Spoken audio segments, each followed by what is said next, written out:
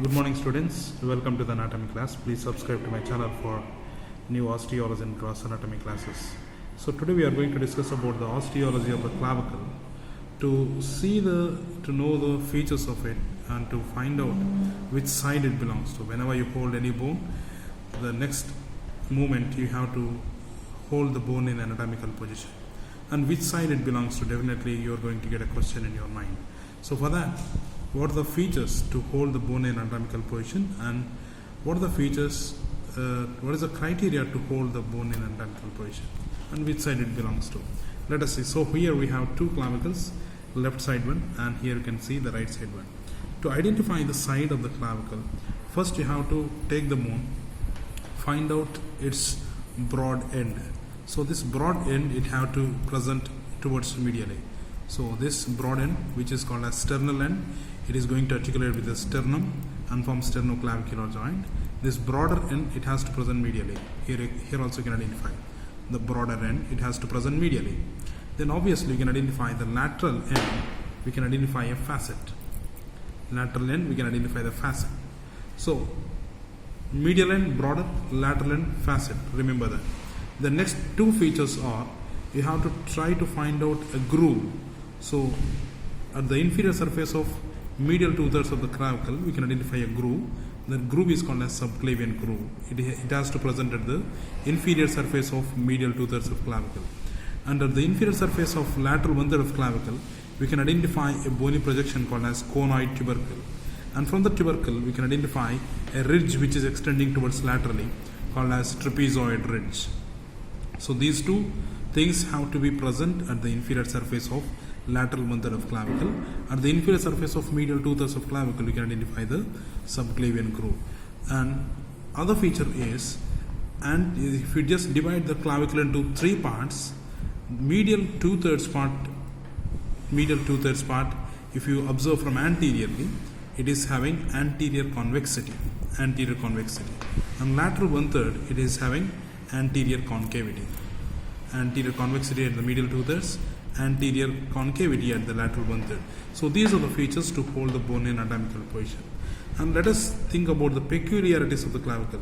So this clavicle comes under modified long bone. Why? Because it is developed from the membrane. When you think about the other long bones, they are developed from the cartilage. And rest of the peculiarities, let us see that. No medullary cavity. If you cut the bone, long bone, you can identify outer cortex and inner medulla. That medullary cavity is absent in this clavicle, and it is developed from the membrane. And it develops the formation. It forms at the 5th week of intrauterine life and completes its ossification at 31 years. So these are the peculiarities of the clavicle. And it is small part of the superior surface is subcutaneous surface. Even the superior surface of the lateral 1/3 is also subcutaneous surface. You can feel the bone.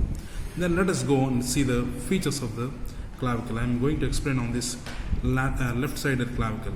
So as I told you earlier, lateral and medial ends. Medial end is going to articulate with the sternum and form sternoclavicular joint.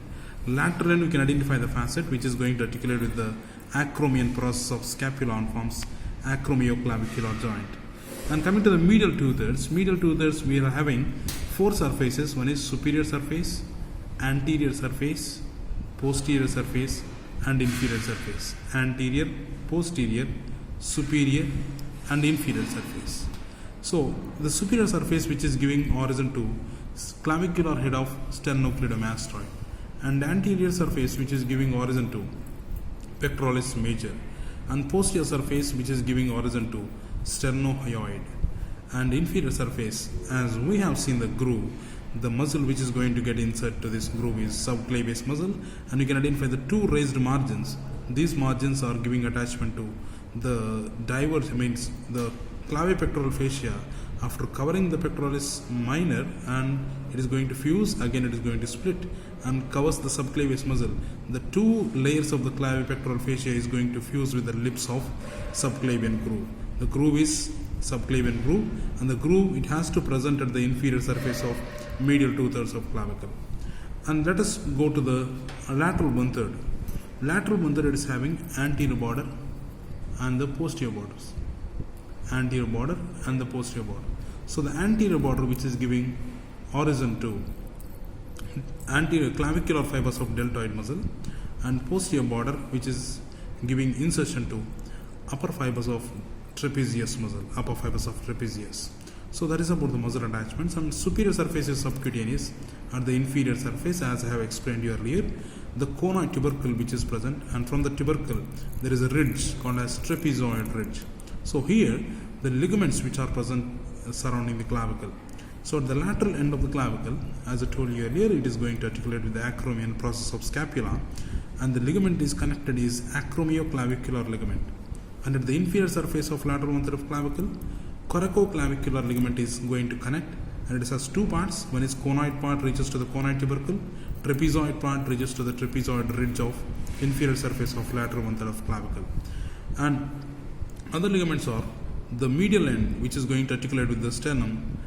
The ligament is sternoclavicular ligament, and right and left clavicles are connected by interclavicular ligament. And underneath it, at the inferior surface towards medially, there is a ligament which is present between the medial end of clavicle and the rib called as costoclavicular ligament. That is about the clavicle muscle attachments and the ligaments attachments.